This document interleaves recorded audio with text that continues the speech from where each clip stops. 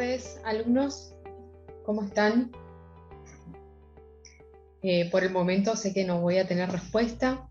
Me presento, mi nombre es Ivana Bukovic y los voy a estar acompañando en esta última parte de lo que es el desarrollo del módulo de Derecho y Organización Jurídica, ¿sí? Tengo conocimiento que ya han iniciado el estudio con la doctora Noelia Nazaruca. A partir de ahora continuaré yo el desarrollo de los últimos apartados que quedaron pendientes, ¿sí? Tenemos esta clase el día martes, miércoles, jueves y viernes. Por cuestiones lógicas, deshabilité el micrófono por el momento para poder ser un poco más ordenada en el desarrollo de la clase, que no haya ningún tipo de interferencia, que se pueda escuchar. Eventualmente sí los voy a habilitar los micrófonos para ver si tienen alguna duda, alguna consulta, más allá de que puedo estar pendiente en el chat, ¿sí? El viernes sí es feriado, efectivamente, pero no se aplican para las clases del ingreso. Tendríamos clases igualmente, ¿sí? Para iniciar el desarrollo, tengo entendido que continuaríamos con digamos, ustedes tienen justamente el estudio de lo que tiene que ver con la historia de los derechos humanos, particularmente creo que ya han analizado los primeros 9 apartados del material que tienen a disposición. Con respecto a la organización de las clases siguientes, me gustaría, para que sea un poco más ordenado, hoy primer día conmigo, continuaríamos con el apartado número 10 y 11, en lo que corresponde el apartado número 10, que son de la Declaración de los Derechos del Hombre a las declaraciones de los derechos sociales, y hoy continuaríamos también con el apartado número 11, que tiene que ver de los derechos del hombre a los derechos de la mujer, ¿sí? El día de mañana continuaríamos con el estudio del apartado número 12, que ya les indico cuál es el nombre.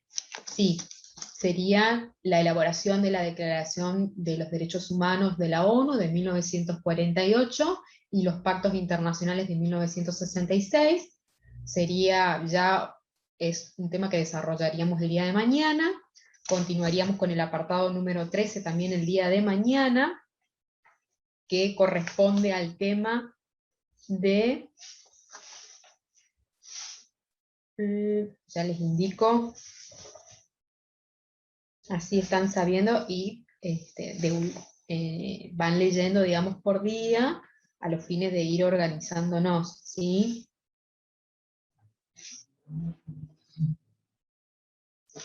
Esperen, estoy encontrando el apartado número 13.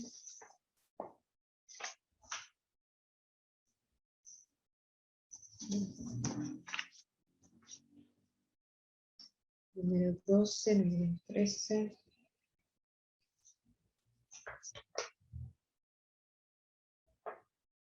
Sí, justamente tiene que ver con consideraciones en torno a las actas constitutivas de los organismos especializados de la ONU que tienen relación con los derechos humanos. El día jueves analizaríamos el apartado número 14, que corresponde a las declaraciones, las recomendaciones y convenios de los organismos especializados que se relacionan con los derechos humanos.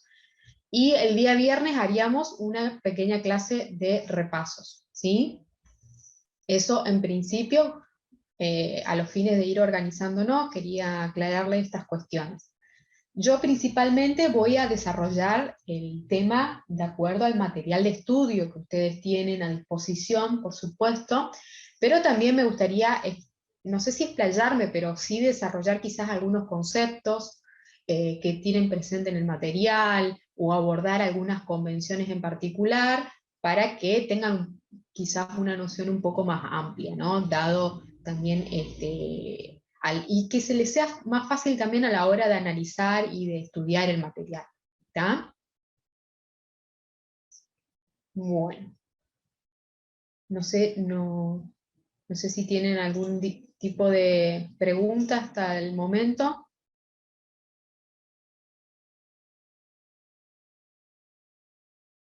Cualquier cosa los leo en el chat. Mi idea de la clase de hoy, bueno, vamos a comenzar con el desarrollo teórico, podemos hacer un pequeño break en el medio, ¿sí? De unos 5 o 10 minutos. Sí, decime, Catherine, respecto al aula virtual, ¿qué duda tenés? Ajá, justamente respecto de eso tengo el código para poder ingresar al campus virtual y poder así, ahí se van a estar colgando todos los videos de las clases y no sé si algún otro material, así que le estoy pasando en este momento justamente el código que hoy me lo pasaron para que se los transmita a ustedes y puedan ingresar al campus virtual. Ustedes que son de sede central, el código es, y se los transcribo en el chat, por favor, que nadie escriba, así de esa manera pueden tener la clase, el código, ¿sí?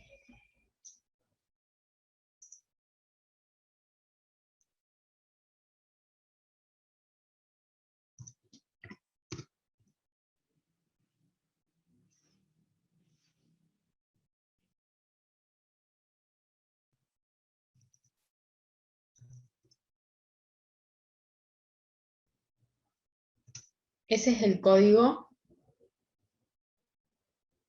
para poder ingresar al campus virtual, ¿sí? DEROR, Derecho y Organización sería, ¿no es cierto? 22 SC de sede central.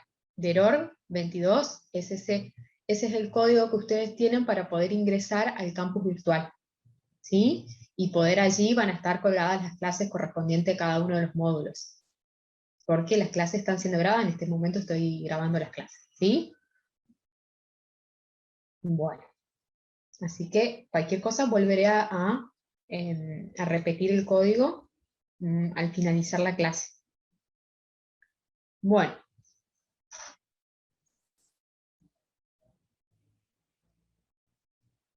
Hoy vamos a dar lo que es el apartado número 10 y el apartado número 11 del material que tienen correspondiente al módulo de Derecho y Organización Jurídica, ¿sí? Donde se está haciendo un estudio acerca de las normas de derechos humanos.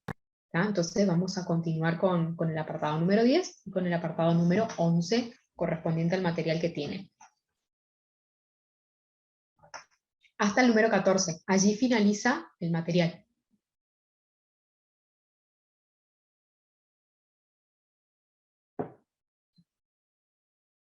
Bueno, les voy a pasar a compartir pantalla.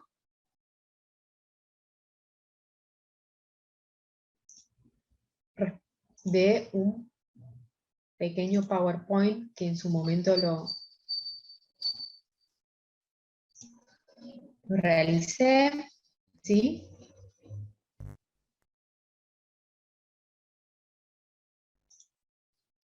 Las dudas técnicas, cualquier cosa, no sé si voy a estar capacitada para resolverlas, pero lo vemos al final de la clase. También voy a habilitar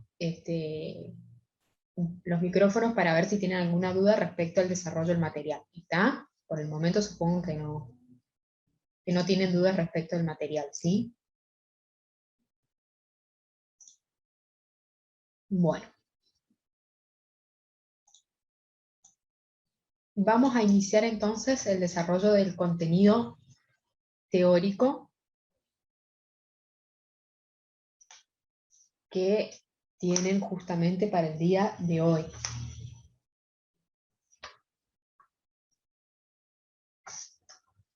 Ahí está. Bueno.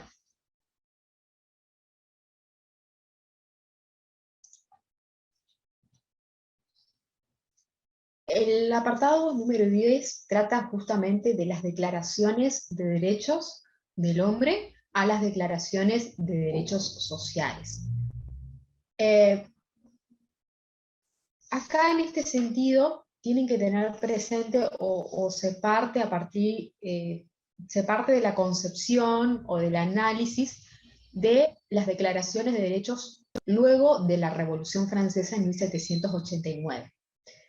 Después de la Revolución Francesa en 1789, los derechos positivos que se fueron plasmando en esas primeras declaraciones de derechos, obviamente, en cada uno de los países de orden occidental, estuvieron estructurados de alguna manera bajo los principios, ¿sí?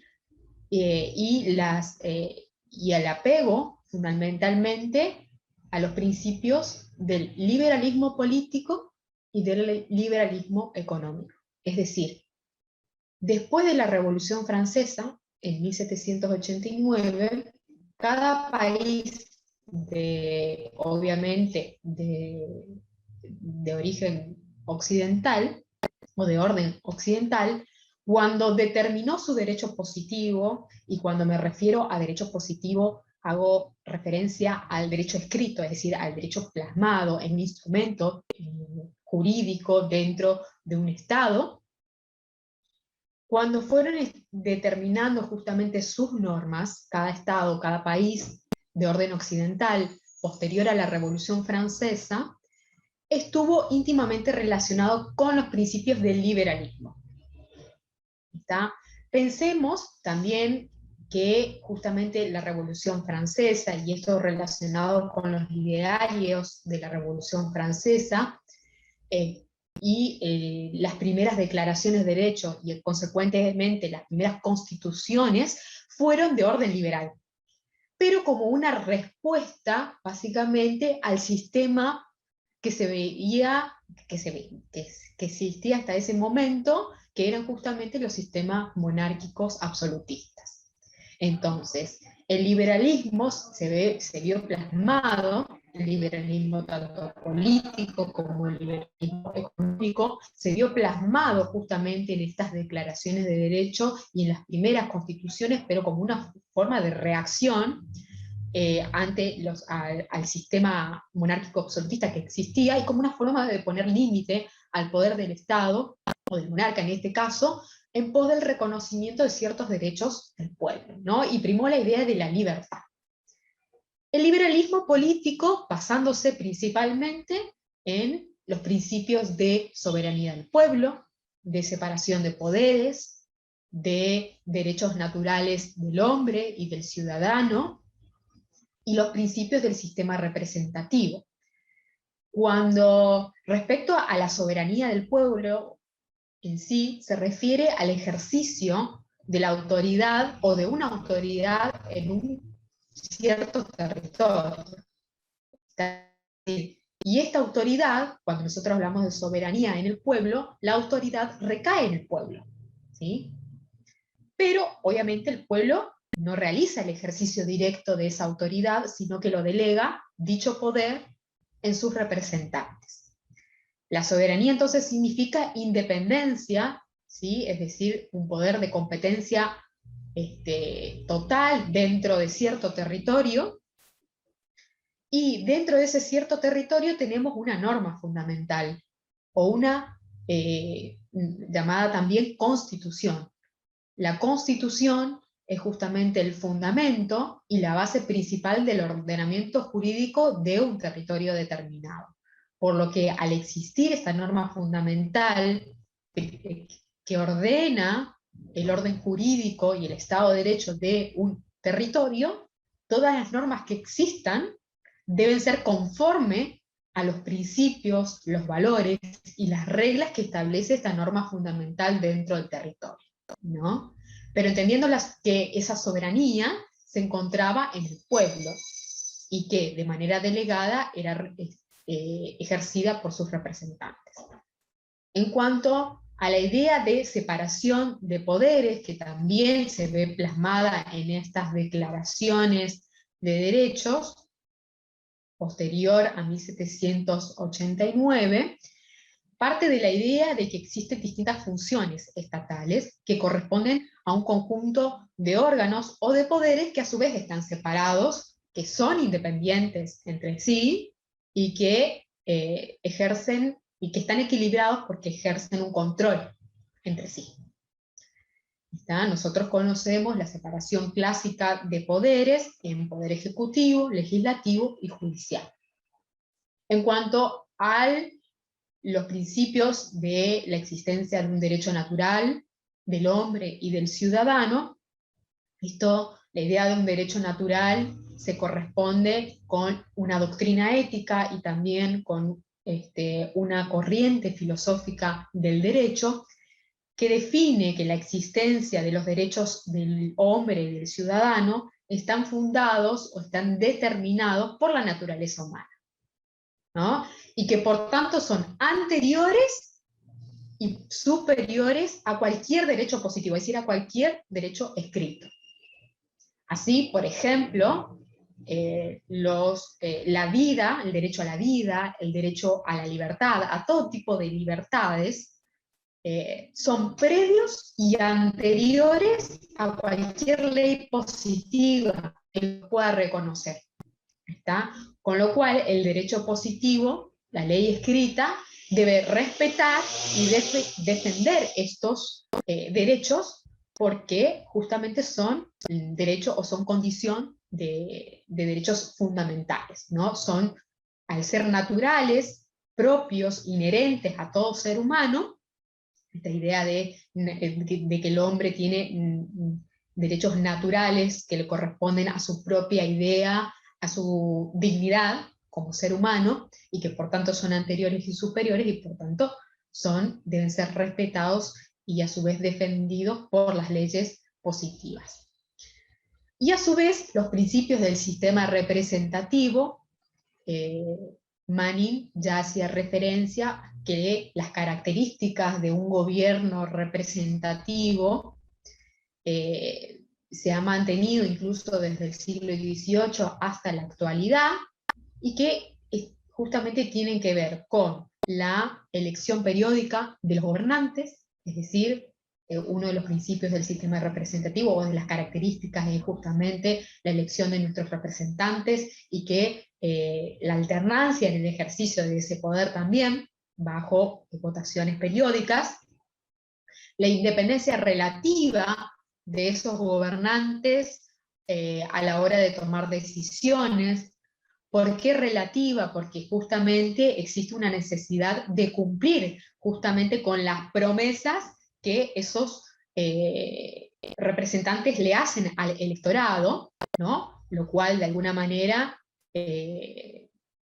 digamos, determina o vincula las decisiones que toma el representante en relación al electorado, pero es justamente relativa porque no existe ningún poder en realidad, ningún poder de fondo que obligue a cumplir justamente al representante respecto de las promesas que le ha hecho al electorado. Por eso Manning habla de que es una independencia relativa, ¿no?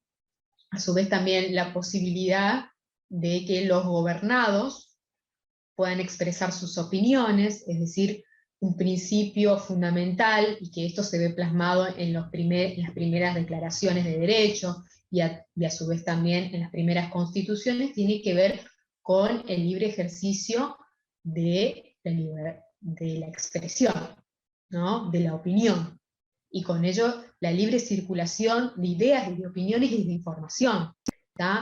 Justamente se considera que la libertad de expresión es una piedra angular de todo sistema democrático. ¿Por qué? Porque la libre expresión y la libre circulación de ideas, de opiniones, de información, permite que una sociedad se halle informada, y nadie puede concebir que una sociedad sea plenamente libre si no se encuentra bien informada, ¿no? Y también otra de las características que tiene que ver justamente con el sistema representativo, de estas características de las que nos habla Manning, es justamente la existencia de un debate sobre las decisiones públicas, es decir, las decisiones públicas son tomadas a partir de un consenso público, ¿no?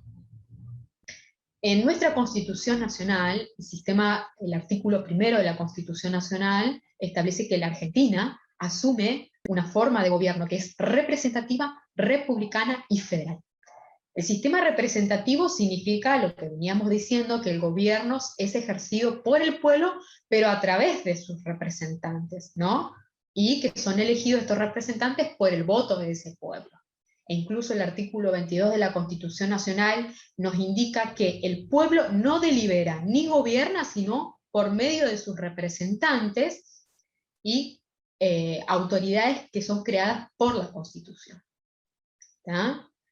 El sistema federal, a su vez, tiene que ver con, o está basada en la división territorial del poder dentro de un Estado, ¿no? Es decir, entre el gobierno nacional y los gobiernos provinciales. Los gobiernos provinciales, que a su vez en un sistema federal, son autónomos en el establecimiento de sus propias instituciones y también sus propias constituciones, los cuales conservan estas provincias autónomas todo el poder que no fue delegado por la Constitución al gobierno federal, y así lo determina el artículo 122 de nuestra Constitución Nacional. Y finalmente, justamente el sistema republicano se basa justamente en la división de poderes, ¿no? Esa división clásica de poderes que tradicionalmente, o la mayoría de los países tiene en relación a las funciones del Estado, y donde existe un equilibrio entre los poderes con el objetivo de garantizar justamente las libertades individuales. Clásicamente la entendemos entre poder ejecutivo, el cual gobierna, administra y ejecuta el programa político de un Estado, el poder legislativo, el cual legisla pero a su vez también controla, y finalmente el poder judicial, quien ejerce la administración de justicia dentro de un Estado, ¿sí? Y por otra parte nos encontramos con el liberalismo económico, que también era propuesto por el derecho positivo de estas primeras declaraciones y constituciones. El liberalismo económico se basa, o digamos, cimienta sobre la no intervención del Estado en la economía del país, ¿sí? O en la vida económica de un país. Incluso se cree que el mejor Estado es justamente el que menos gobierna. También entiende que la empresa es el patrimonio exclusivo del empresario, que el trabajo debe ser tratado como una mercancía, que las relaciones de trabajo se rigen conforme a lo contratado, que esa contratación del trabajo debe ser considerado como un contrato de prestación de servicios, y que las condiciones del trabajo deben regirse según el libre juego de la oferta y de la demanda. Por ahí no sé si conocerán un antiguo dicho en francés, que yo lo traduzco en castellano: dejar hacer, dejar pasar, ¿no? Es decir, que se rija el mismo Estado por el libre juego de la oferta y de la demanda en términos económicos, ¿sí? El problema que se planteó luego de estas declaraciones de derecho, justamente, es que con el tiempo se puso de manifiesto que esa libertad, la cual se bregaba con estas declaraciones de derecho, no existía, o no era tal, porque justamente nadie puede hablar de una plena libertad cuando las partes que negocian o que deben negociar no se encuentran en las mismas condiciones, ¿sí? O no poseen las mismas fuerzas para negociar. Entonces, a partir de ese momento, vamos a ver que las declaraciones de derechos durante el siglo XIX, que tuvieron un carácter puramente individualista y liberal, porque tenían que ver con los ideales que proponían estas primeras revoluciones, poco y nada podía lograr respecto del bienestar de la sociedad, ¿sí? ¿Por qué? Porque se entendió que hasta tanto justamente el Estado no interviniera en el desarrollo de lo que son las fuerzas económicas del Estado, no se iba a poder preservar las libertades de las personas y, por supuesto, el derecho a la comunidad a un bienestar. por eso lo pongo como digamos, como opuestos, ¿no? Por un lado el liberalismo que proponía justamente el libre juego en todo sentido, con los principios políticos, liberalismo político, pero también liberalismo económico, lo cual la libertad no era tal, porque esa libertad no dejaba que los derechos de la comunidad se vieran garantizados, o el bienestar de la comunidad se viera garantizado. Por eso se habla que la historia del siglo XIX justamente es una historia en la cual la clase trabajadora, la cual de alguna manera se solidarizó con sus propias miserias, con sus sufrimientos y con sus propias aspiraciones, comenzó a exigir, ¿sí? Es decir, comenzó a organizarse y comenzó a exigir sus derechos, alegando que la burguesía, ¿sí?, una vez que se adueñó del poder, consignó las leyes, es decir, determinó cuáles eran las leyes positivas de ese Estado. Y al determinar las leyes positivas del Estado, determinó cuáles eran los principios y las instituciones que iban a regir. ¿Está? De esta manera, lo que hizo, o lo que significó, que se reservaran todos los derechos para sí, y a su vez impidió el acceso del bienestar del resto de la sociedad. Por eso, muchas veces vemos que lo que aparece como en las formas jurídicas y en las formas políticas era la libertad, era lo que se proponía, la libertad de todos. En la realidad esto no se veía reflejado, ni mucho menos, ¿no? Las formas reales no se ven reflejadas. Por eso digo muchas veces, ¿no?, esa expectativa y la realidad. Una cosa eran lo que estaban plasmadas en las leyes, ¿no?, lo cual las leyes indicaban que todos eran libres y que podían acceder a todos los derechos, y consagraba quizás una igualdad en el ejercicio de esos derechos, pero la realidad dejaba mucho que desear, y que justamente al regirse por una libre economía también impedía el ejercicio de los derechos de manera real.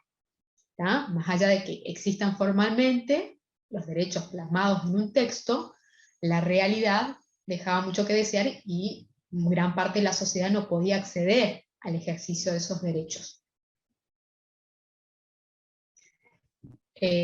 Por eso, con el tiempo, la sociedad empezó a reclamar, ¿no? Durante el siglo XIX, hubieron varios cuestionamientos que tuvieron que ver, por ejemplo, con la idea de proclamar la libertad de tránsito. Decían, ¿de qué sirve la libertad de tránsito? Es decir, realmente, o formalmente, mejor dicho, si bien está establecida la libertad de tránsito, en la realidad, ¿qué nos indicaba? Que existían un montón de personas que se encontraban ancladas a su lugar de nacimiento por la miseria en la que vivían. Entonces, ¿de qué libertad hablaban de tránsito si las personas en realidad no son verdaderamente libres para poder optar en transitar o no?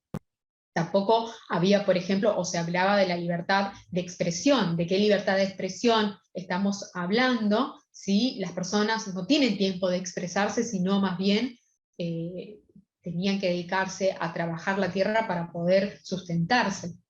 O hablábamos de la libertad de enseñanza. ¿De qué libertad de enseñanza justamente se proclamaba y se proponía, cuando en realidad no existían las instituciones educativas y tampoco habían los maestros que puedan instruir y educar a la mayoría de la población, la cual se encontraba justamente en un estado de permanente esclavitud a partir de la analfabetización, ¿no? O incluso se proponía o se bregaba por la libertad de trabajo, pero ¿qué libertad de trabajo se puede haber cuando en realidad la mayoría de las personas no encontraba justamente un trabajo por el cual generar recursos y así sostenerse? Entonces, a partir de todo ese contexto social, los trabajadores, como les digo, comenzaron a organizarse, ¿no? Comenzaron a organizarse como clase social, y en la medida que se fueron organizando, empezaron a exigirle al Estado que abandonara esa posición abstencionista, ¿sí? E interviniera en la vida económica. Piénsense que esto es durante el siglo, digamos, a partir del 1900, digamos, se inicia una preocupación y surgen los derechos económicos, sociales y culturales. Luego, como vemos, el capitalismo se asienta como modelo económico, se produce el desplazamiento del campesinado a las ciudades, y con ello la revolución industrial. Entonces, en este contexto se dieron justamente estos reclamos sociales de los trabajadores. En lo que es materia de derechos humanos, tradicionalmente se concibe que existen, o se trata de la teoría de la tesis de las generaciones de los derechos. ¿En qué consiste esa tesis de las generaciones de los derechos? Que en términos históricos, las constituciones que primero aparecieron, ¿no?, las constituciones democráticas, ¿no?, las que primero aparecieron reconocieron derechos individuales, o derechos como los llaman derechos de primera generación, ¿no? Estamos hablando de derechos a la igualdad, derechos a la libertad de todo tipo, derecho a la seguridad, derecho a la legalidad, entre otros, ¿no? Pero que estos derechos, estos primeros derechos que estuvieron plasmados en las declaraciones de derechos y a su vez en las primeras constituciones, que fueron de tinte liberalista, como una forma de reacción al poder del monarca en aquel momento, exigían por parte del Estado una abstención para poder garantizarlo. Es decir, el Estado, ¿cómo daba el ejercicio de la libertad de expresión? Bastaba con que se prohibiera la censura previa. Es decir, el Estado no me podía censurar previamente mi idea, mi opinión, mi expresión, ¿sí? O cómo el Estado se abstenía digamos, o cómo aseguraba la libertad de circulación de las personas, prohibiéndole o absteniéndose de detener arbitrariamente a las personas. Es decir, estos derechos de primera generación o derechos individuales son, digamos, garantizados por parte del Estado de manera inmediata, ¿sí?, y con una abstención por parte del Estado.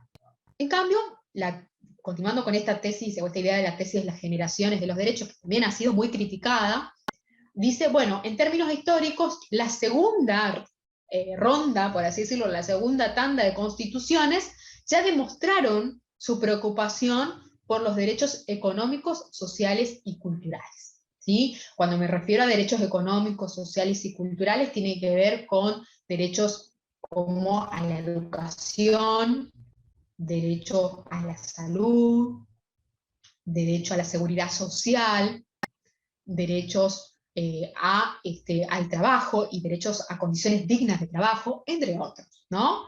Estos derechos económicos, sociales y culturales, en cambio, de acuerdo a la tesis esta de la generación de los derechos, exigiría por parte del Estado un actuar. Es decir, no ya una abstención, sino que el Estado garantizaría estos derechos no ya como una abstención, por eso los trabajadores le exigen al Estado que termine con esa actitud abstencionista, sino que actúe de manera positiva, que haga algo, ¿sí?, para asegurar justamente las condiciones de bienestar, en este caso a los trabajadores, a quien se le estaba negando los derechos más esenciales. Y esta tesis de la generación de los derechos, bueno, además, estas constituciones socialistas, porque consagrarían en sus textos justamente derechos económicos, sociales y culturales, el Estado los garantiza no solamente haciendo, sino también con la idea de que para garantizar los derechos económicos, sociales y culturales, el Estado necesita tiempo. Es decir, que no se le puede exigir de manera inmediata con la sola obsesión al Estado, como sí se haría en el caso de los derechos individuales, sino que, de modo contrario, el Estado, para garantizar los derechos económicos, sociales y culturales, tenía que hacer, y ese hacer requería tiempo, ¿no? Requiere tiempo para asegurar la salud de todos, requiere tiempo para asegurar la educación de todos, requiere tiempo para asegurar las condiciones de trabajo, o el trabajo, ¿no? En ese contexto es que justamente los trabajadores le reclaman al Estado que deje esa actitud abstencionista, ¿sí? Y que justamente interviniera en la vida económica del Estado, del país. Porque únicamente de esa manera se iba a orientar el desarrollo de las fuerzas económicas y así garantizar los derechos esenciales, en este caso de la clase trabajadora, que es la que exigía en ese momento las condiciones de bienestar general.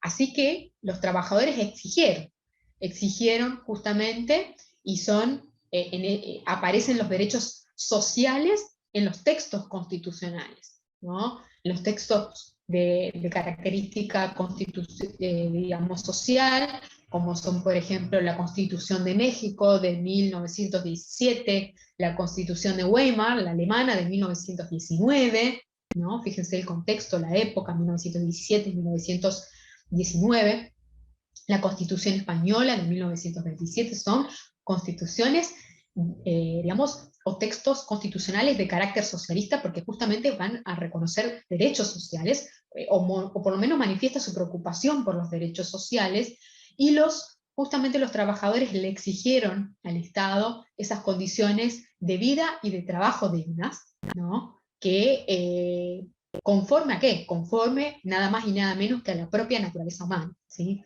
También que las relaciones, le exigieron al Estado que regule las relaciones de trabajo, pero en el marco de leyes que sean protectoras y tutelares de los trabajadores, que es la parte más débil dentro de la relación laboral, individualmente considerados los trabajadores, y a su vez también que se garanticen condiciones de trabajo en las cuales se respeten y se reconozcan justamente esos derechos sociales. Por eso muchas veces se afirma que mientras la burguesía logró de alguna manera el reconocimiento de los derechos del hombre, el proletariado, el trabajador, lo que hizo fue reivindicar los derechos sociales, ¿no? Y a cada derecho del hombre, a cada derecho individual, se corresponde un derecho social o una garantía social. Así, por ejemplo, cuando hablamos de la libertad de trabajo como derecho individual, aparece justamente el derecho al trabajo como un derecho social. O cuando hablamos justamente de la libertad de expresión como un derecho individual, es decir, hoy en día la libertad de expresión es concebida como el derecho que tiene toda persona de expresar libremente, pero no solamente la de expresar, la de difundir, sino también la de buscar y recibir información u opiniones o ideas de toda índole, y por el medio que mejor considere la persona, ¿no? Por el medio o a través del medio que considere más adecuado. ¿Cuál es la dimensión social justamente de la libertad de expresión? El acceso a la información, ¿no? Así como existe el derecho individual, que es el derecho que tiene toda persona a poder expresar libremente una opinión, una idea, y poder hacerla llegar a la mayor cantidad de personas posible, ¿sí? En la dimensión social nos encontramos con los potenciales receptores de esa idea o de esa información, ¿sí? Y que hoy en día se concibe que no solo, tanto más o cuanto más es importante, no solo la posibilidad de expresar libremente una opinión o idea, sino también la de recibir una información, una idea o una opinión, ¿no? Y que es como la dimensión social de un mismo derecho. Tiene que ver con la otra cara del mismo derecho. Cuando uno se expresa, hay otro u otras que pueden acceder a esa opinión. Y como les decía, la libre circulación de ideas y de opiniones es la base fundamental de un sistema democrático, ¿no? Porque permite el control, es decir, permite digamos, la participación ciudadana y el control respecto de quienes ejercen el poder, en este caso nuestros representantes. También, como sucede por ejemplo con los derechos de reunión, el derecho de reunión es un derecho individual, o el de asociación, pero su faz o su cariz social tiene que ver justamente con el derecho de poder coalicionarse o asociarse con fines profesionales. ¿Está?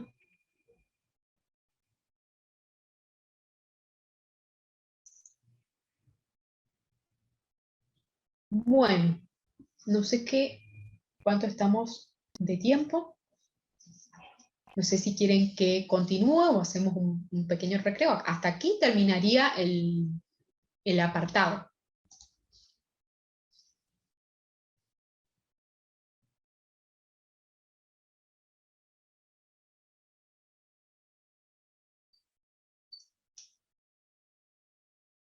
Continúo, quieren que continúe el tema. Si quieren, habilito brevemente los audios, eventualmente, para ver si tienen, por favor, sean responsables. Está siendo grabada la clase, así que habilito los audios para que puedan realizar, si quieren, sus preguntas. No sé si tienen alguna pregunta.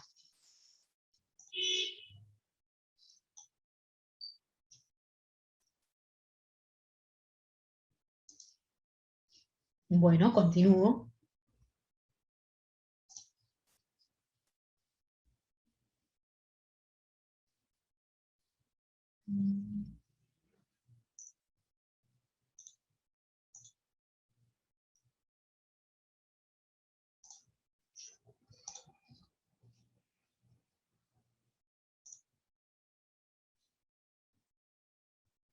Bueno, continuamos entonces con la clase. ¿Sí?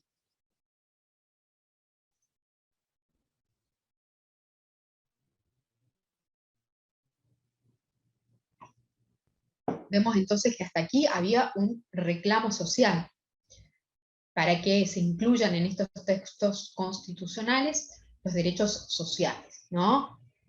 Porque había una gran diferencia entre las leyes, lo que nos indicaba las leyes, y la realidad. Otra gran diferencia, o vamos a decir una gran brecha en el derecho como tal. Yo cuando me refiero al derecho, tiene que ver como, lo denomino como una pauta de convivencia en la sociedad, es decir, en los ordenamientos jurídicos. Otra de las grandes diferencias que vamos a ver en el reconocimiento de derechos tiene que ver justamente de los derechos del hombre, por un lado, y los derechos de las mujeres. ¿Sí? ¿Y esto por qué? ¿Por qué me refiero a que exista una gran diferencia? Pensemos que en estas primeras declaraciones hablábamos recién de que luego de la Revolución Francesa se van a proclamar las primeras declaraciones del siglo XIX. Pues bien, el siglo XVIII y siglo XIX, vamos a ver que estas declaraciones de derechos, si bien en la realidad muchos, digamos, hombres reportaban que había una gran diferencia entre lo que decía la norma o la ley y la realidad, en el caso de los derechos de las mujeres, ni siquiera estaba consagrado en la ley. Es decir, ni siquiera había una diferencia entre la realidad y la ley, ¿no? ¿Por qué? Porque las mujeres, como sujeto de derecho en su momento, no estaban amparadas por las primeras declaraciones de derechos, ¿sí? Piénsese que en estos primeros textos positivos a los cuales me hacía referencia, después de la Revolución Francesa. La Revolución Francesa fue un acontecimiento histórico muy importante en los términos de los derechos humanos. Podríamos decir que no es un precedente de los derechos humanos, pero sí es un gran antecedente.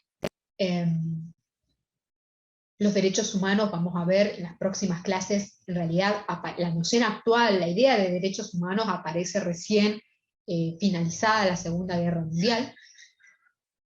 Acá, con la Revolución Francesa, vimos que el Estado llano, es decir, el pueblo, ¿qué reclamaba? Le reclamaba al poder político, al clero y a la nobleza, ¿sí?, ciertos fines y objetivos que estaban íntimamente relacionados con los ideales de la Revolución Francesa, que tenían que ver con la consagración de los derechos en relación a la igualdad, a la libertad, ¿sí?, a la propiedad, a la seguridad, a la resistencia a la opresión, a la legalidad, y finalmente a la fraternidad, ¿no? Es decir, eso es lo que primero se reclamaba justamente con la Revolución Francesa. Y que estos ideales que se vieron plasmados justamente en la Declaración de los Derechos del Hombre y del Ciudadano, ¿no? Esta Declaración de los Derechos del Hombre y del Ciudadano justamente fue exclusivamente para hombres, pero en el sentido de sexo varón, ¿no? Es decir, el hombre varón, blanco, terrateniente, es decir, propietario, con dinero,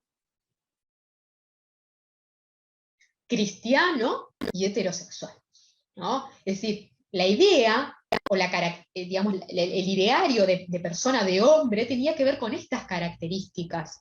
Entonces, cualquier otra subjetividad, cualquier otra persona, ¿sí?, cualquier otro ser humano que no se condecía con esas características de hombre al cual se proclamaban los derechos del hombre y del ciudadano, estaba exenta de protección. No tenía el reconocimiento de ningún derecho. Ergo, la gente pobre, los esclavos, los niños, los ancianos, los discapacitados, ¿sí?, la gente de color y las mujeres, ¿sí?, no estaban reconocidas en la Declaración de los Derechos del Hombre y Ciudadano. Ojo, obviamente que la Declaración de los Derechos del Hombre y Ciudadano, como les digo, fue un hecho importante en el reconocimiento de derechos en términos históricos, pero no hay que olvidarse que no era para todos, era para algunos. Es así que justamente los revolucionarios franceses no le reconocieron derechos políticos a las mujeres sobre la base, o sobre el argumento de que si se le reconocía justamente en los derechos políticos, el clero, quien ejercía de alguna manera un control sobre las mujeres, o esa es la idea que se tenía, ¿no?, que el clero ejercía un control sobre las mujeres, si se les reconocía los derechos políticos a las mujeres, de esa manera, inexorablemente, el resultado era que justamente el voto de las mujeres beneficiaría al clero, o serviría para el clero, y de esa manera obstaculizaría la adopción de ciertas reformas revolucionarias que eran auspiciadas o que eran queridas por aquel entonces. Entonces, con ese argumento se le negó los derechos políticos a las mujeres.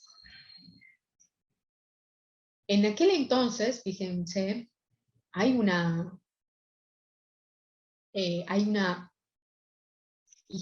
historiadora, pamfletista, escritora, política y filósofa, francesa, llamada Olympe de Gouges.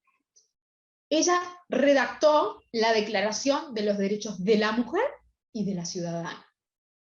Basándose en el texto de la Declaración de los Derechos del Hombre y del Ciudadano, lo que hizo fue simplemente agregarle una A cada uno de los derechos consagrados a los hombres, a los varones, para ser más exactos,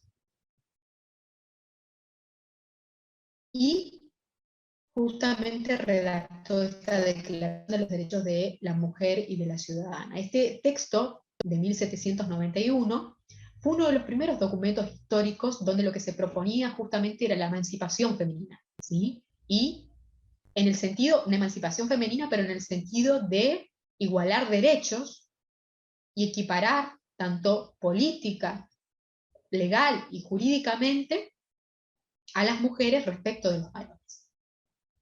Por supuesto que las ideas de Olympe de Gouges no fueron bien recibidas por los revolucionarios franceses, porque a causa justamente de estas ideas, de sus ideas, es que terminó siendo asesinada en la guillotina de Robespierre. ¿Sí? Con lo cual, fíjense la concepción de aquella época, de aquella idea, que no era bien vista, de que las mujeres detentaran ciertos derechos, ¿no?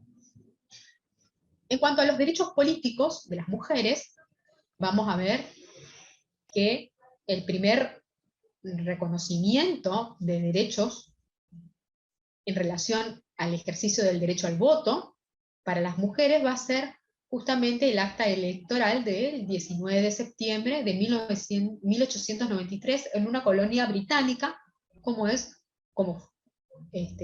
¿no? Nueva Zelanda. Más tarde, en 1895, un par de años después, otra colonia británica, como Australia del Sur, va un poco más allá. No solamente le reconoce el derecho al voto a las mujeres, sino también a ser electas para poder ocupar los cargos de representación política en el Parlamento. Este derecho del ejercicio de representación política va a ser reconocido por Nueva Zelanda mucho tiempo después, recién en 1919. Más tarde, en 1906, el Principado de Finlandia, o el Ducado de Finlandia, la cual pertenecía justamente al Imperio Ruso, pero que por aquel entonces detentaba un alto grado de autonomía, va a dictar justamente una ley parlamentaria, una ley del Parlamento en 1906, consagrándose el primer país europeo en que reconoció el sufragio femenino activo y pasivo. Es decir, no solamente para poder votar, sino también para poder ser elegidas a los fines de poder ocupar cargos de representación. Tal es así que en las elecciones de 1907 fueron electas las primeras mujeres que formaron parte del Parlamento.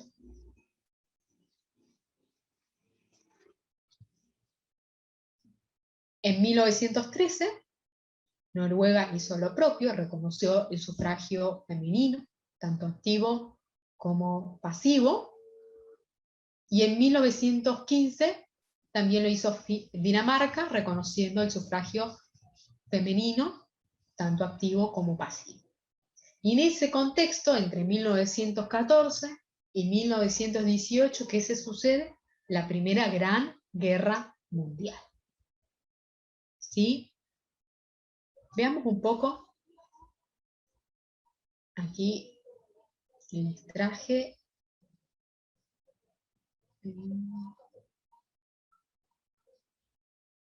ahí les comparto el sonido, les traje un pequeño video para que recordemos un poco qué fue de esa primera gran guerra mundial.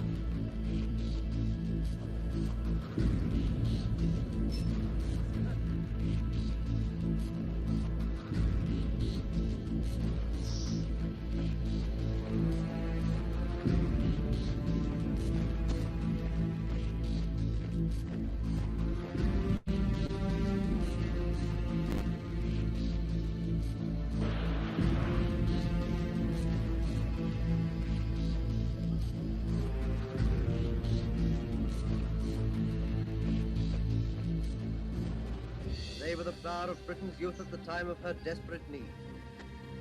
80,000, but only a small fraction of those who fought in France.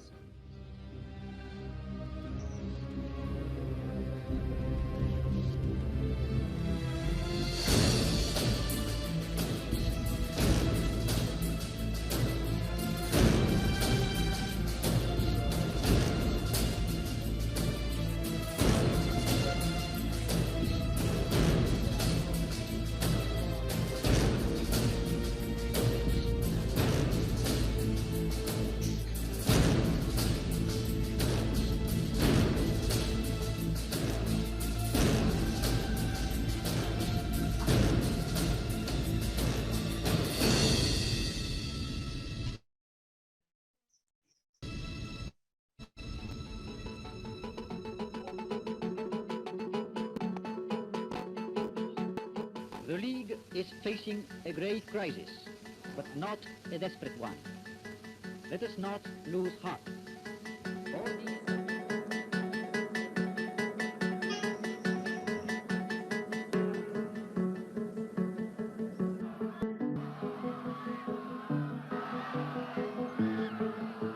The aim of the Peace Conference and of the League of Nations was to establish durable peace, and it didn't work.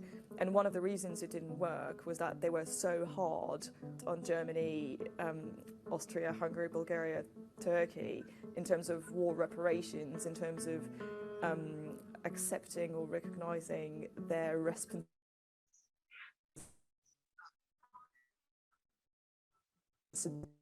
in starting the war, that the countries were really run down, especially Germany. So I think maybe if there's a lesson to learn from these treaties is that peace should never be a punishment.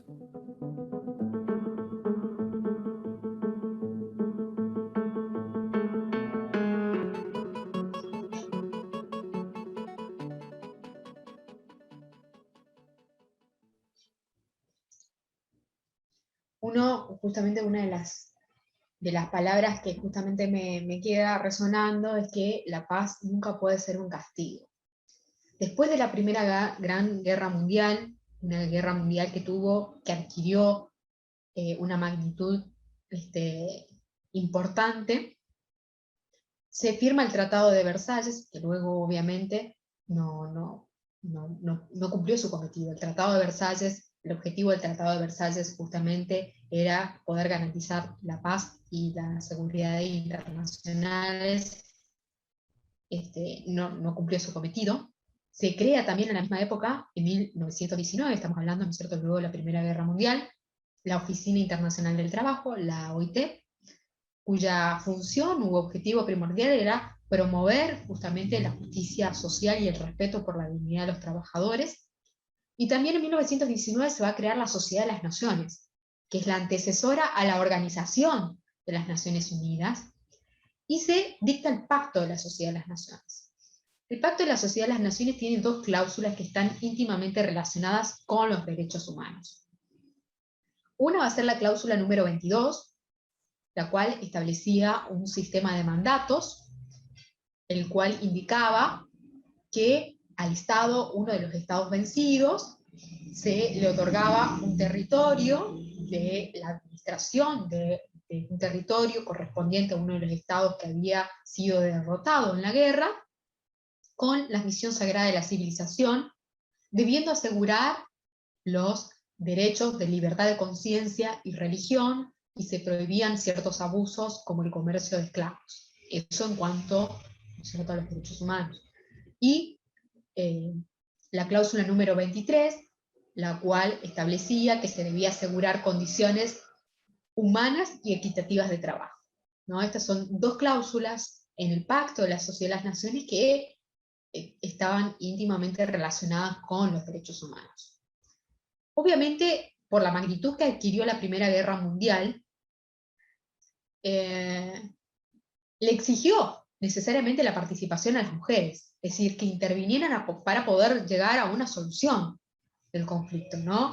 Lo cual las mujeres estuvieron de acuerdo, pero con una condición, que si iban a realizar los mismos esfuerzos que los varones, que los hombres, también, luego de alcanzada la paz, es decir, una vez que finalizara la guerra, debían también detentar los mismos derechos, ¿no?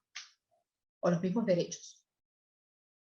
Para ello, se empezaron a desarrollar en ese contexto los movimientos sufragistas que luego conquistaron justamente el reconocimiento de los derechos de las mujeres a sufragar.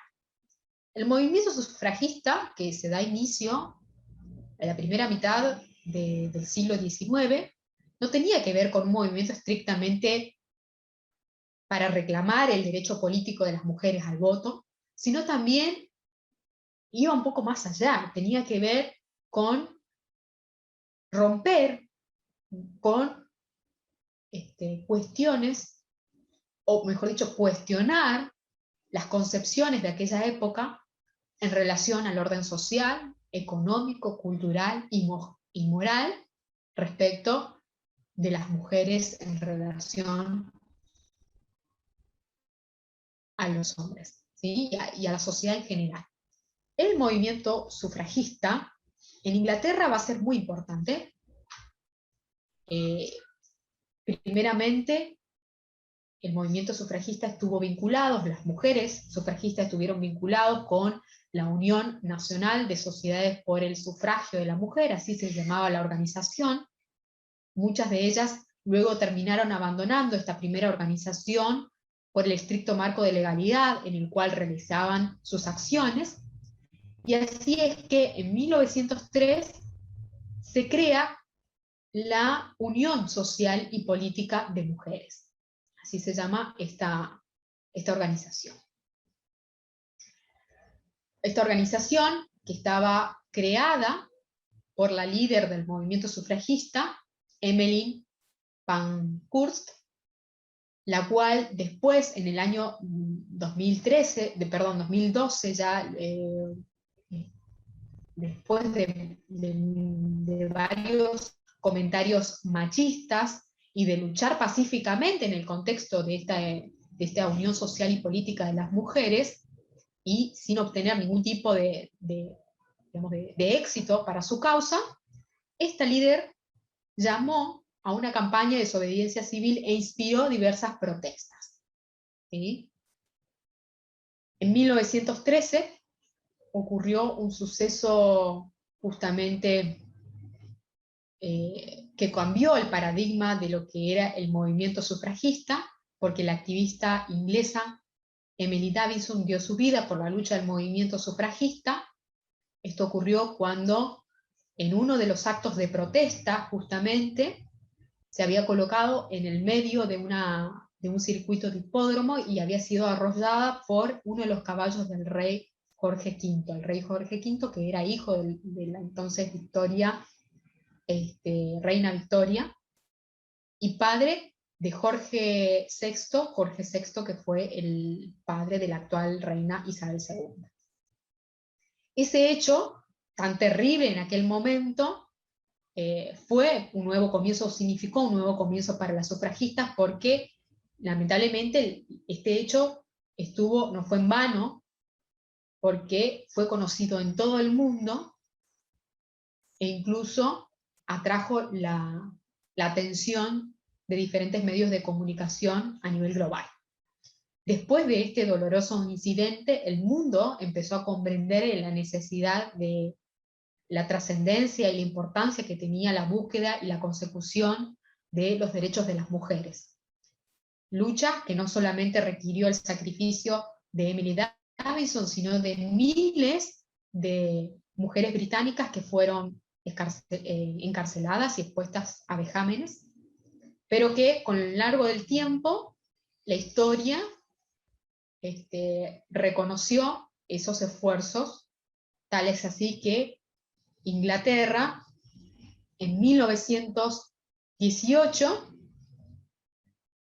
reconoce justamente o le concedió el voto a ciertas mujeres, a mayores de 30 años, y recién en 1928 Gran Bretaña, no solo Inglaterra, le concedió el derecho al voto en las mismas condiciones a las mujeres respecto de los varones.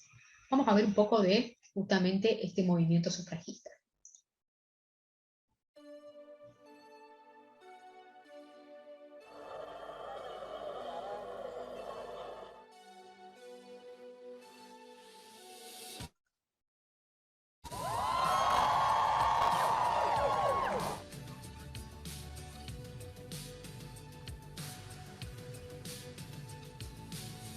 It was such a, it seemed like a mad idea then, and I think that it took a long time. That's why the campaign was so long, because they had to change people's attitudes towards women and what they could do. Museum pictures show Mrs. Pankhurst's arrest outside Buckingham Palace.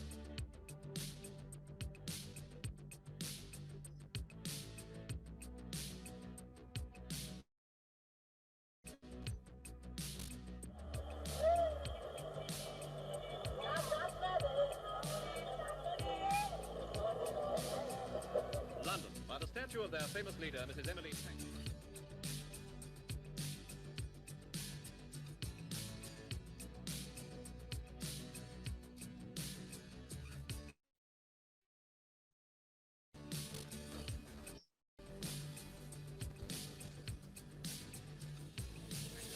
Suffragettes meet again to celebrate the 50th anniversary of the birth of their movement, which fought unseen.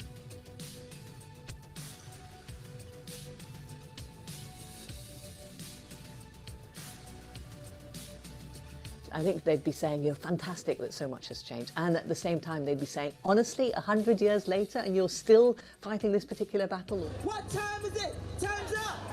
Anti-Semitism! And in 1918, votes for women became a reality. Del otro lado del mundo se estaba llevando adelante lo que era el movimiento sufragista.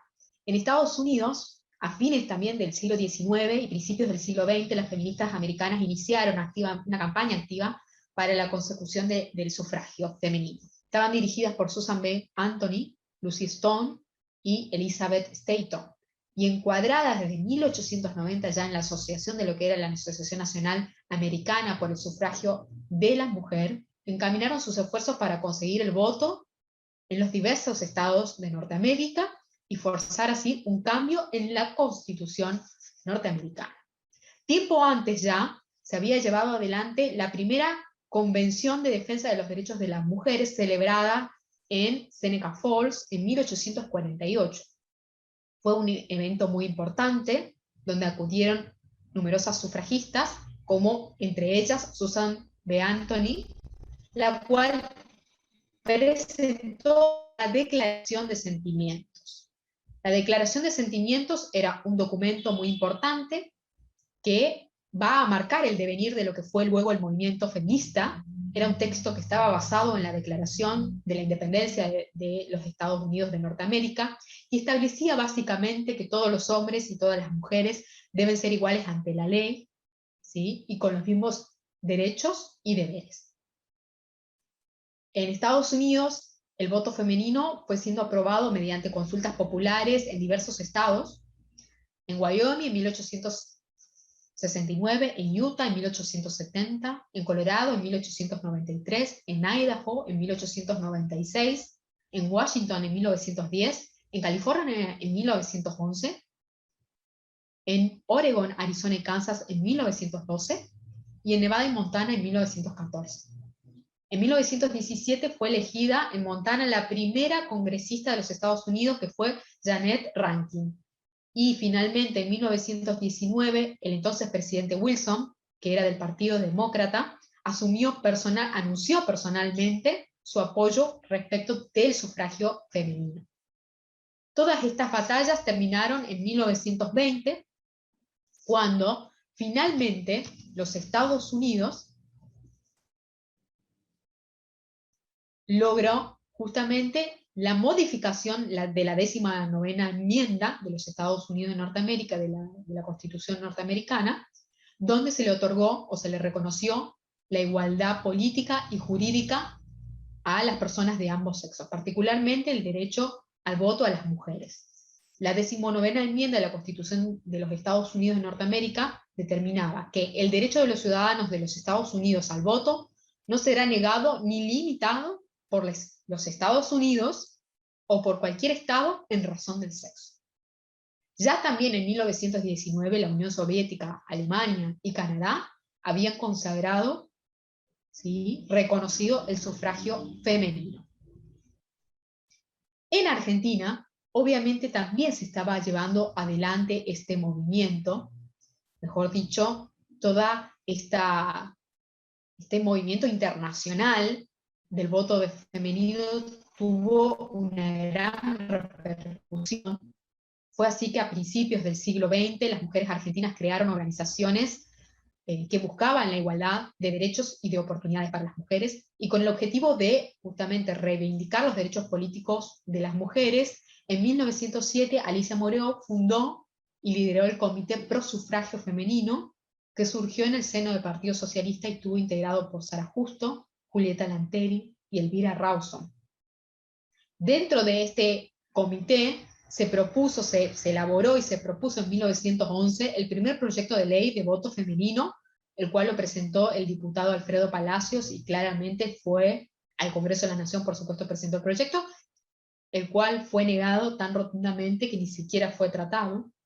Sin embargo, esa lucha de las mujeres persistió a través de la realización de acciones, ¿sí?, donde se alentaba la participación de la mujer en la vida política de la Argentina, y finalmente el 23 de septiembre de 1947 se promulgó la Ley 13.010, la cual instituyó el voto femenino argentino,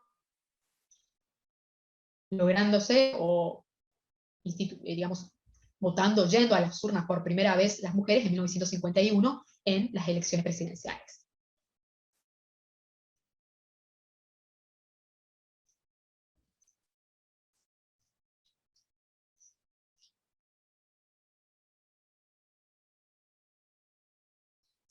En cuanto a los...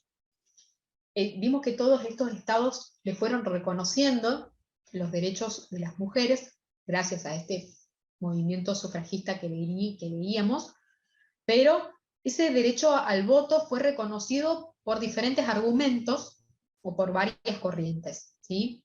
Algunos le reconocieron el derecho al voto a la mujer, o una de las corrientes por las cuales se terminó reconociendo el derecho al voto a la mujer, fue justamente porque entendían que las mujeres tenían, o en razón de la propia naturaleza de la mujer, eran personas más sensibles de acuerdo a las necesidades, o a las necesidades de los miembros más débiles o más vulnerables de la sociedad, por lo cual su participación electoral tendría un efecto civilizador en lo que era la política, y si bien seguía considerándose que el lugar de la mujer seguía siendo el hogar, la casa, resultaba conveniente que ésta participara en la vida política, porque justamente sería conveniente su participación en la elaboración de leyes en relación justamente a la casa, ¿no?, sobre la casa.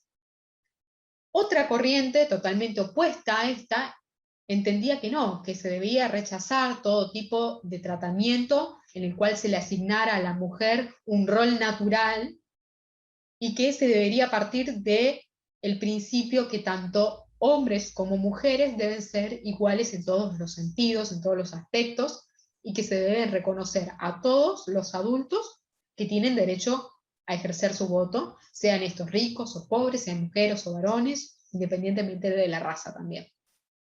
E incluso una tercera corriente quiso instituir el voto femenino, pero como una forma, si se quiere, de contrarrestar el voto de la clase trabajadora, ¿no?, o de los pobres, de la clase baja. ¿Tá? Entonces, como fuere que sea, las diferentes corrientes que fueron argumentando estas diferentes posiciones, por los cuales finalmente se instituyó el voto femenino, ¿sí? Luego se sucede la Segunda Gran Guerra Mundial. Vamos a ver.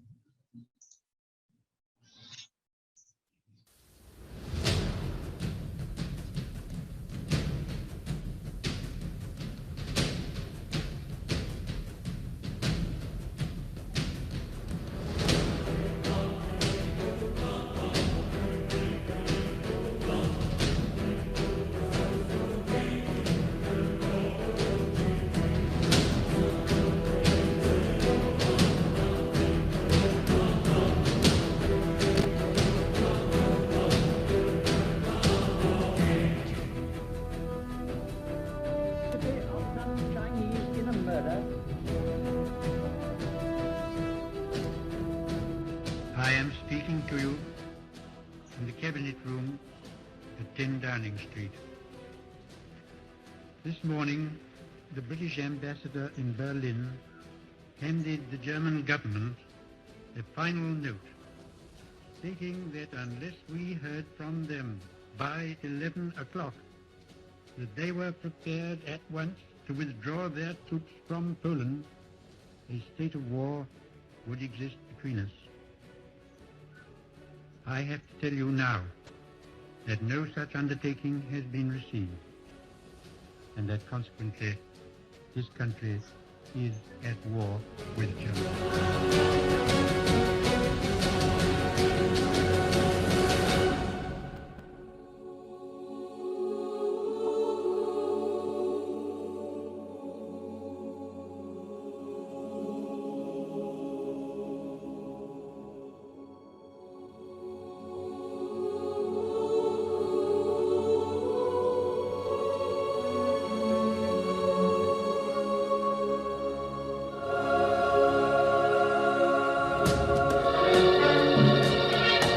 These are the authentic pictures of the latest act of criminal aggression by the German nation, invasion of Denmark. 10 months ago, Germany offered its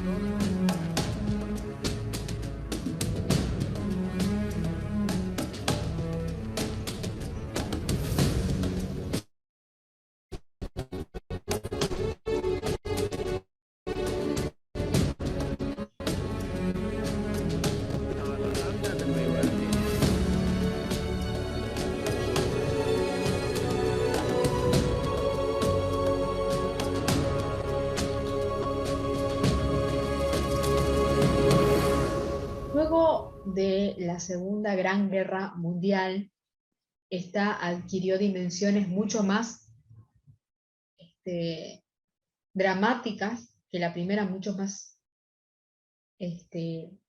grandes, y la humanidad fue testigo de las más crueles violaciones a los derechos humanos que se pueden cometer de humano a humano, es decir, el mundo vio de lo que era capaz, de lo que eran capaces las personas respecto de su par, respecto de otros seres humanos, ¿no? Es así que después de que se termina la Segunda Guerra Mundial, se crea un nuevo orden internacional, se organizan los estados. Ahí aparece la idea de una comunidad internacional me refiero a los estados, es decir, se organizan los estados, y se crea justamente la Organización de las Naciones Unidas, la cual tenía como predecesora a la Sociedad de las Naciones, pero que había fracasado porque justamente si uno de sus fines era evitar de alguna manera el dictado de una guerra, claramente no lo consiguió. Terminó sucediendo en la Segunda Guerra Mundial como lo vemos, con magnitudes mucho más grandes que incluso la primera, y la comunidad entendió que esos hechos no podían sencillamente volver a pasar. Es decir, no podía volver a ocurrir una nueva guerra mundial, porque nada más y nada menos que lo que estaba en peligro era la supervivencia del ser humano, ¿sí? Entonces se crea un nuevo orden internacional y los estados comienzan a convenir. Se sanciona, se suscribe así dentro del seno de lo que es la Organización de las Naciones Unidas, dicta su carta, la Carta de la Organización de las Naciones Unidas, y en esa Carta de las Naciones Unidas justamente, que va a ser el primer documento jurídico de carácter positivo, porque va a ser escrito, el cual reconoce los derechos humanos y responsabiliza internacionalmente a los estados por las violaciones de los derechos humanos. A partir de que se organizan las Naciones Unidas, se dicta su propia carta, se empiezan a dictar, hay como un importante desarrollo a nivel internacional, en donde los estados convienen con otros estados. Justamente la Carta de las Naciones Unidas hablaba de que se debían proteger los derechos humanos y las libertades fundamentales, pero no aclaraba cuáles eran los derechos humanos o las libertades fundamentales. Entonces, justamente la Organización de las Naciones Unidas o la Asamblea General de las Naciones Unidas le encomienda al Comité de Derechos Humanos que empiece a redactar un proyecto de declaración de derechos. Es decir, era necesario dejar por escrito, bueno, cuáles eran estos catálogos de derechos, o cuál es el catálogo de derechos humanos que son indispensables para el ejercicio de una vida digna. Y se termina sancionando finalmente la Declaración Universal de los Derechos Humanos en 1948. También dentro de lo que es el contexto del movimiento sufragista, esta adquirió mayor fuerza, obviamente durante la Segunda Guerra Mundial y luego de la misma, e incluso los movimientos feministas dejaron en claro que ya no bastaba simplemente con el reconocimiento de los derechos políticos de las mujeres respecto de los hombres o de los varones, sino que además era necesario consagrarle derechos privativos de su sexo, ¿no? Por el hecho de ser mujeres. Continuando con este reconocimiento de derechos políticos, vamos a ver que Francia reconoce en 1944 el derecho al voto a la mujer y el derecho a elegir representantes políticos. Ya en 1871, por la Comuna de París, le había concedido el derecho al voto a las mujeres, pero caído el régimen, se privó nuevamente este derecho, el cual se logró de manera definitiva a través de la ordenanza del 21 de abril de 1944 por el gobierno provisional del general Charles de Gaulle, el sufragio femenino tanto activo como pasivo.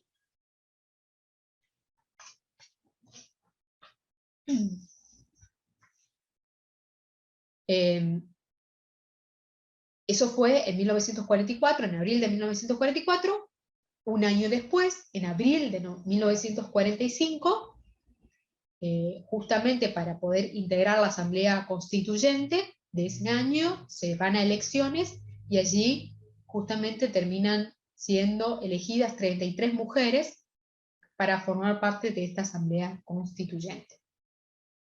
Como les decía, luego de la Segunda Guerra Mundial, en 1948, ya después de incluso la Carta de las Naciones Unidas, se sanciona, en lo que es en el seno de la Organización de las Naciones Unidas, la Declaración Universal de los Derechos Humanos. En esta Declaración Universal, donde reconoció de manera explícita el derecho de las mujeres al voto, en su artículo 21, que me parece importante relacionarlo con el artículo 2 de la Declaración Universal, el cual indica que toda persona tiene los derechos y libertades proclamados en esta declaración sin distinción entre varias categorías prohibitivas por las cuales no se puede discriminar, entre ellas el sexo. Y particularmente el artículo 21 de la Declaración Universal consagra que toda persona tiene el derecho a participar del gobierno de su país directamente o por medio de sus representantes libremente escogidos.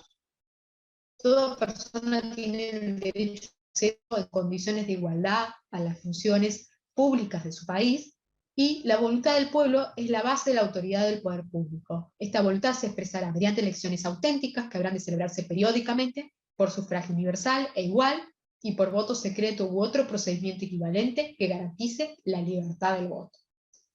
Entonces, esta declaración justamente consagró de manera expresa el derecho al voto a todas las personas, entre ellas a las mujeres. A partir de la Declaración Universal, se fueron aprobando numerosos instrumentos internacionales que le fueron reconociendo la igualdad de la mujer respecto del varón. La Declaración de la Eliminación de la Discriminación contra la Mujer, de 1967, la Convención Interamericana sobre la Concesión de Derechos Políticos de la Mujer, de 1948, el Convenio 100 de la OIT, sobre la igualdad de la remuneración entre la mano de obra masculina y femenina, de 1951, la Convención sobre los Derechos Políticos de la Mujer, de 1952, la Convención sobre la Nacionalidad de la Mujer Casada, de 1957, y particularmente me voy a detener en la Convención sobre la Eliminación de todas las formas de discriminación contra la mujer de 1979 y la Convención Interamericana para prevenir, sancionar y erradicar la violencia contra la mujer, conocida como Belén do Pará, de 1994. En el caso, finalmente, el sufragio femenino fue reconocido por la, justamente, Convención sobre la Eliminación de todas las formas de discriminación contra la mujer, CEDAW, por sus siglas en inglés, y fue de manera explícita reconocida en su artículo 7.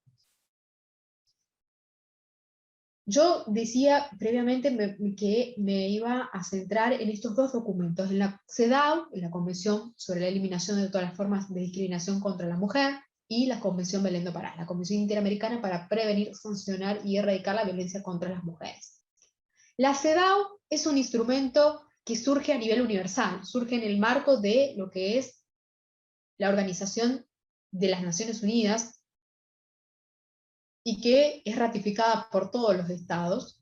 Esta CEDAW va a condenar las distintas formas de discriminación en los diferentes ámbitos, y si bien no se refiere a la violencia dirigida contra la mujer, en la Recomendación General número 19 del año 1992, que es emitida por el Comité de la CEDAW, definió que la violencia de género es aquella que es dirigida contra la mujer por el solo hecho de ser mujer. Y que la violencia contra la mujer es una de las formas más graves de discriminación que existen. Es decir, si bien el texto en sí no se refiere a la violencia, esta recomendación que hizo el comité es el órgano que crea la CEDAW para que verifique que los estados que ratificaron, es decir, que adherieron a ese instrumento internacional que le consagra derechos a las mujeres, sea cumplido por los diferentes estados. Este comité en esa recomendación llama la atención a los estados y le dicen, esperen, ¿por qué? Porque la violencia dirigida contra la mujer es una de las formas más graves de discriminación que existe, con lo cual también se está infringiendo la Convención Internacional sobre todas las formas de discriminación, para la eliminación de todas las formas de discriminación contra la mujer. E insta a los estados que tomen todas las medidas efectivas para superar todas las formas de violencia basada en el género, sean estas perpetradas por actores públicos o privados. La Convención Belén do Pará, la Convención Interamericana para prevenir, sancionar y erradicar la violencia contra las mujeres, es un documento que no surge en el ámbito de las Naciones Unidas, sino que surge dentro de otra organización, que es la OEA, la Organización de los Estados Americanos. Y esta convención sí se refiere directamente a la violencia, y en su artículo 3 va a decir, va a consagrar el derecho que tiene una mujer a una vida libre de violencia, tanto en el ámbito público como en el ámbito privado. Establece que los estados deben condenar todas las formas de violencia contra las mujeres y adoptar políticas públicas para prevenir, sancionar y erradicar la violencia contra las mujeres por todos los medios apropiados y sin dilaciones. A consecuencia de esta Convención Belén do Pará, es que justamente después la Argentina termina sancionando en el año 2009 la Ley 26.485, que es justamente la Ley de Protección Integral para prevenir, sancionar y erradicar la violencia contra las mujeres en los distintos ámbitos en los que se desarrollan sus relaciones interpersonales, ¿no? 26.485, la Ley de Protección Integral contra la violencia de la mujer. La CEDAW, como bien les decía, es este instrumento a nivel universal que surge dentro de lo que es la Organización de las Naciones Unidas, a diferencia de la Declaración Universal de los Derechos Humanos, la cual, si bien consagra los derechos, y vimos que en su artículo 21 consagra el derecho al voto, esa consagración o esa declaración de derechos lo hace desde el punto de vista masculino. Es decir, la protección que se da es en el ámbito público, pero no entra a analizar la Declaración Universal el ámbito privado o intrafamiliar, porque se tenía la idea de que el ámbito privado o intrafamiliar era una cuestión privativa de la familia, ¿no? Una cuestión que debía ser resuelta entre las cuatro paredes de esa casa o de ese hogar. Es así que ese espacio, incluso en el espacio público, cuando se consagran esos derechos, se omite el ámbito privado, ¿no? Y la inclusión de la mujer en el ámbito público, o protección de la mujer en el ámbito público, también está pensado desde el punto de vista masculino, no desde el punto de vista de la mujer. A diferencia de la Convención para la Eliminación de toda forma de discriminación contra la mujer, la CEDAW. La CEDAW, que actualmente, de los 195 estados que, con miembros de la Organización de las Naciones Unidas, 189, han ratificado la CEDAW, y esta CEDAW va a ser el primer instrumento que establece, o la cual establece por primera vez de manera universal, la responsabilidad de los estados por las discriminaciones a las mujeres.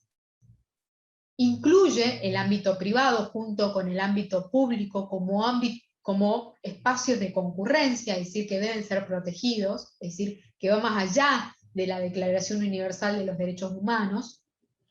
Trata de modificar el rol de las tradiciones y de la cultura en la perpetuación justamente de la discriminación, y compromete a los estados a eliminar los estereotipos de género. Así, vamos a ver que la CEDAW va a ser el primer documento internacional de carácter vinculante para los estados, que quiere decir que obligan a los estados respecto de los derechos de las mujeres, y prohíbe expresamente la discriminación contra las mujeres y obliga a los estados a tomar medidas, ¿sí?, para el progreso de la igualdad de la mujer respecto del varón. También en su artículo primero va a definir qué significa la violencia contra la, qué significa discriminación contra la mujer. Y establece que discriminación contra la mujer denotará toda distinción, exclusión o restricción basada en el sexo que tenga por objeto o resultado menoscabar o anular el reconocimiento, goce o ejercicio por la mujer, independientemente de su estado civil, sobre la base de la igualdad del hombre y la mujer, de los derechos humanos y las libertades fundamentales en la esfera política, económica, social, cultural y civil, o en cualquier otra esfera. Fíjense que, primero, para tomar en cuenta este artículo, habla de que el reconocimiento de los derechos de las mujeres no es justamente para privarle derechos al hombre, sino que se debe hacer sobre la base de la igualdad de derechos respecto del hombre, ¿no? No es una forma de avasallar a los derechos del hombre, sino justamente poder equiparar los derechos, ¿no?, y las condiciones. También fíjense que hace referencia independientemente de su estado civil. ¿Por qué esta mención del estado civil? Piénsense en el contexto en el que fue, el contexto histórico, el momento histórico en el que fue sancionada en 1979. Para aquella época muchos estados todavía reconocían una capacidad relativa de la mujer de actuar. ¿Por qué? Porque si no estaba al cuidado, por así decirlo, entre comillas, si no estaba o dependía de su padre, dependía en su caso del marido para ejercer sus derechos, ¿sí? La importancia de este primer artículo de la CEDAW es que, al ser un instrumento, estar consagrado un instrumento internacional, que la Argentina lo va a ratificar, ¿sí?, en 1985, vuelta a la democracia, forma parte de nuestro ordenamiento jurídico. Es decir, una vez que un Estado ratifica un instrumento internacional, ese instrumento tiene plena vigencia en nuestro ordenamiento jurídico y debe ser aplicado. Es decir, yo, individuo, le puedo exigir a un juez que me aplique dicha norma porque está vigente, y que el Estado justamente se compromete a respetar y a garantizar. Y lo importante de esta definición legal es justamente que pasa a ser parte de la normativa nacional, y el Estado o mejor dicho, los y las funcionarias que administran justicia no pueden crear su propia definición de lo que para ellos o ellas consideran que es discriminatorio. Tienen que atenerse a esta definición del artículo 1. En cuanto a lo estrictamente en relación a los derechos políticos que veníamos viendo, el artículo 7 de la CEDAW establece que los estados parte, se llama estados parte, que son parte, es decir, que ratifican o se adhieren a ese instrumento internacional y se obligan por él a cumplir, tomarán todas las medidas apropiadas para eliminar la discriminación contra la mujer en la vida política y pública del país.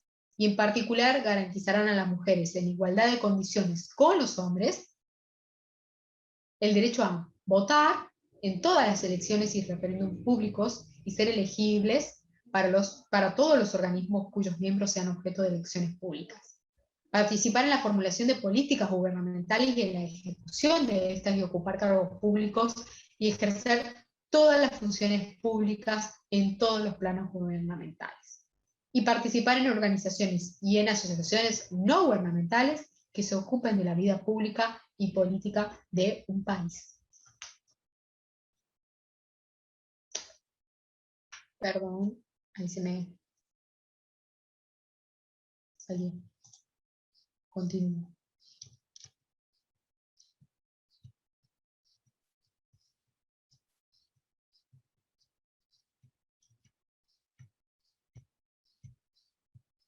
Bien.